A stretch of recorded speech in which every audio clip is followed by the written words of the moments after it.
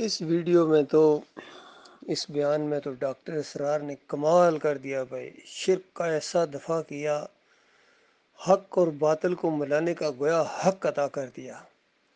یقین کیجیے یہ ہیں امت مسلمہ کے اصل مجرم، مجرموں کے مجرم۔ عقل حیران ہوتی ہے کہ جب انسان کی مت ماری جائے، کس طرح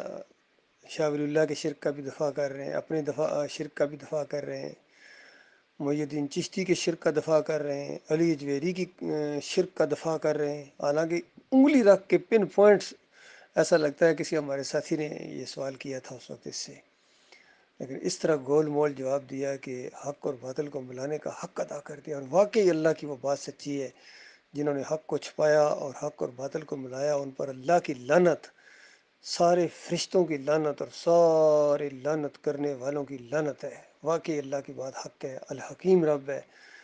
اور ان مجرموں کے ساتھ جو اللہ تعالیٰ نے کمر توڑ معاملہ کرنا ہے آخرت میں، وہ بالکل مناسب ہے، حکیمانہ فیصلہ ہے مالک کا۔ عقل حیران ہے بھائی، یہ بندہ کس طرح شرک کو